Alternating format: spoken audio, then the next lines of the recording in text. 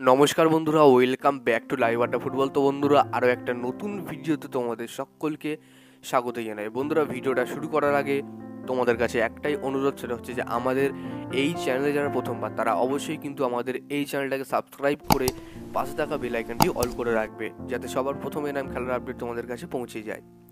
তো বন্ধুরা, আজ তিনটে আপডেট আছে, তিনটে আপডেট নিয়ে কথা হলো তোমাদের সঙ্গে। তো ভিডিওটা কেউ না টেনে পুরোটা দেখো, আশা করি তোমরা সব কিছু বুঝতে পারবে এই ভিডিওতে। তো বন্ধুরা, ভিডিওটা মানে ভিডিওতে যাওয়ার আগে তোমাদের কাছে একটাই কথা বলতে চাই। আমার এই ভিডিওতে তোমাদের কাছে 200টা লাইকের আশা রাখছি।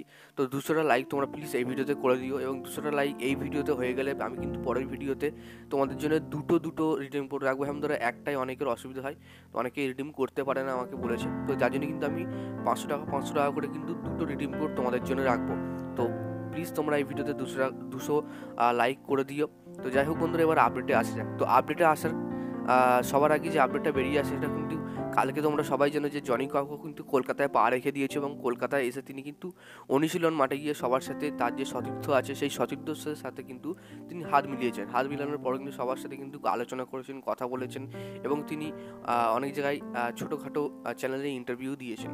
তো এরম একটা ইন্টারভিউতে তিনি তার কাছে জানতে চাওয়া হয়েছে যে যে আগের ডার্বি ম্যাচ আপনাদের দল হেরে গেছে, পরের ডার্বি ম্যাচে কি থাকবে, আপনি কি খেলতে চান? তো জনি কাকু অবশ্যই বলে, আমি খেলতে চাই, কিন্তু অবশ্যই আমি ম্যাচ ফিট না, তবে পরের ম্যাচে আমরা অবশ্যই জিতবো, এই আশাটাই আমরা রাখছি। হয়তো প্রত্যেকটা ম্যাচ আমরা জিততে পারি না ডার্বিতে, সেটাই হয়েছে আমাদের সাথে, কিন্তু পরের ম্যাচ আমরা অবশ্যই জিতবো ইস্ট বেঙ্গলের কাছে। তো এই একটা কথা জনি কাকু কিন্তু অবশ্যই বলেছে। তো এই কথাটা কিন্তু আমার কাছে খুব ভালো লেগেছে, এবং কার কার কাছে ভালো লেগেছে তার কিন্তু অবশ্যই কমেন্ট বক্সে জানিয়ে দাও। তো তোমাদের কি মনে হয়, পরের ডার্বি ম্যাচে কারা জিতবে, ইস্ট বেঙ্গল নাকি মোহনবাগান? তো তোমরা অবশ্যই কমেন্ট করে জানিয়ে দাও। তো যাই হোক বন্ধুরা, এরপরে যে আপডেটটা ভেসে আসছে সেটা কিন্তু আনোয়ার আলীকে নিয়ে। তো বন্ধুরা, আনোয়ার আলীকে নিয়ে অনেকটা যে আপডেট বেরিয়ে আসছে, সেটা হচ্ছে যে অনেকেই বলছে আনোয়ার আলী কিন্তু ডার্বি ম্যাচে খেলতে পারবে না, বা ডার্বি ম্যাচে নাও আসতে পারে। তো দেখো, আমি তোমাদেরকে বলতে চাই যে ডার্বি ম্যাচে কিন্তু 90 মিনিট, যে 90 মিনিট হয়তো নাও খেলতে পারবে আনোয়ার আলী, কিন্তু তাকে হাফ টাইম অবধি খেলালেও খেলাতে পারে হাবাস, বা 20 মিনিট বা লাস্টের 10 মিনিট খেললেও কিন্তু খেলাতে পারে এই আনোয়ার আলীকে।